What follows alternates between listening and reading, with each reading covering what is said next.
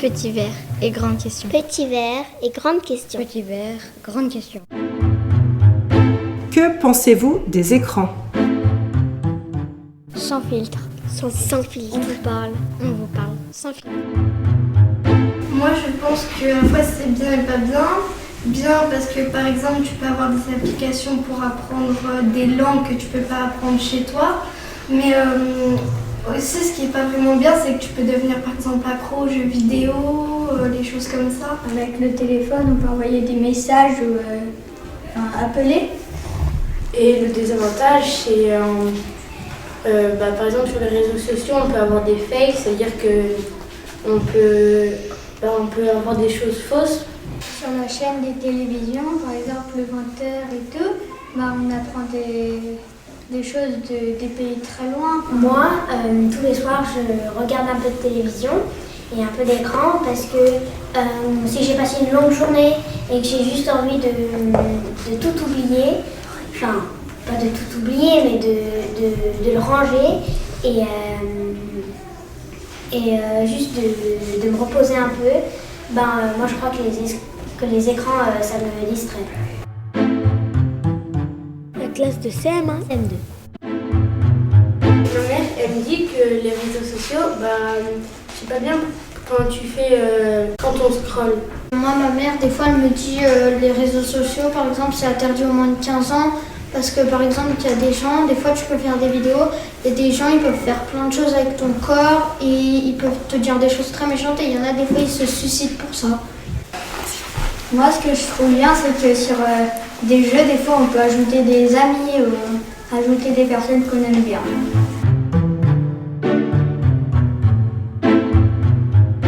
De nos jours, on a de l'IA et du coup, on peut...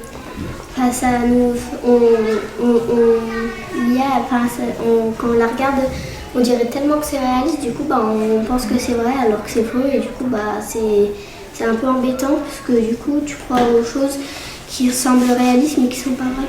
Moi des fois je vois des vidéos d'IA, des fois j'y crois puis des fois j'y crois pas.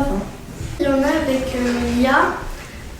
Ils discutent parfois avec et du coup ça fait comme si c'était quelqu'un mais en fait l'IA ça n'a pas d'émotion, ça n'a rien. Du coup ça peut te remplacer quelqu'un mais pas totalement.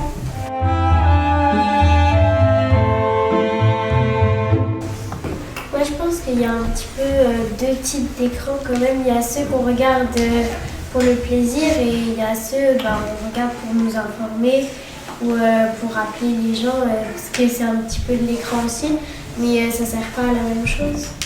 Maman, quand je regarde trop la tablette, elle me dit que ça abîme les yeux. Quand on regarde les écrans ou qu'on joue aux jeux vidéo et que nos parents ils nous disent de s'arrêter, on déborde parce que ça nous donne toujours envie de continuer. Et aussi des fois sur des écrans, on regarde en cachette et on peut voir des choses traumatisantes. Soit je regarde comme ça pour plaisir, soit je mets une vidéo ou de la musique et en même temps je fais une activité. Comme ça, c'est moins... Mon leçon, c'est pas lire. Moi, je me sens souvent fatiguée après les écrans où j'ai envie de me coucher, mais à la fois, j'ai pas envie de me coucher. Moi aussi, quand je regarde un peu la télé ce soir et quand je vais me coucher, parfois je me sens pas très envie de dormir, mais du coup ce que je fais c'est que je lis, sauf que quand je lis moi ça me fatigue beaucoup et du coup après je peux m'endormir.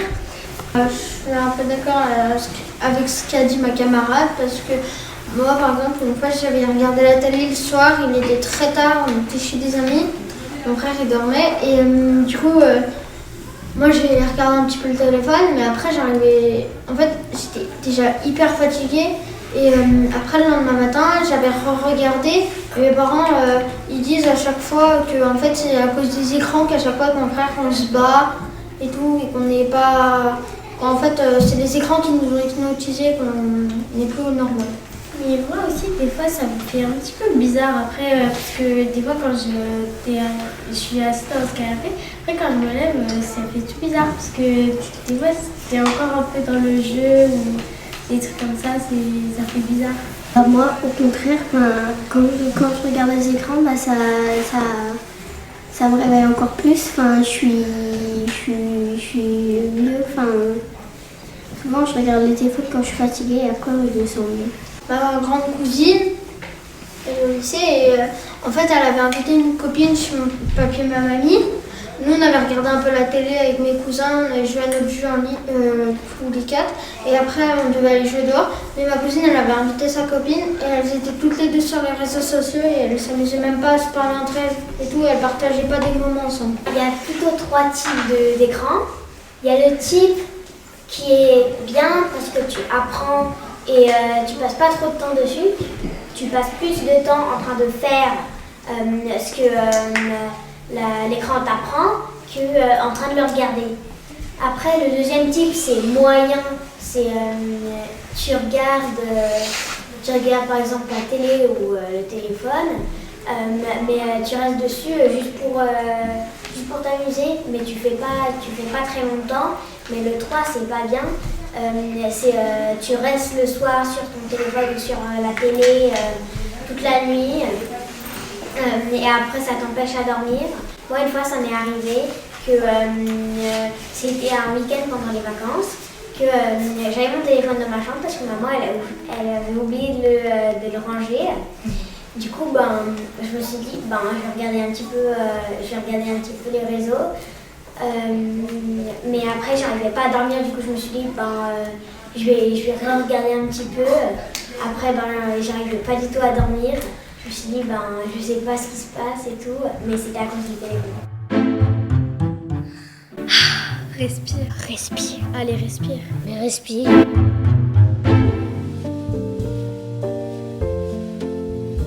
Le moulin au printemps d'Alphonse de Lamartine. Le chaume et la mousse verdissent le toit. La colombe y glousse, l'hirondelle y boit. Le bras d'un platane et le lierre épais couvrent la cabane du nombre de paix. La rosée en pluie brille à tout rameau, le rayon essuie la poussière d'eau. Le vent qui secoue les vergers flottants fait sur notre joue neiger le printemps. L'enfant qui se penche voit dans le jasmin ses œufs sur la branche et retient sa main. L'ombre qui s'élance, égale et sans fin, fait battre en cadence le pont du moulin. À chaque mesure, on croit écouter sous cette nature un cœur palpiter.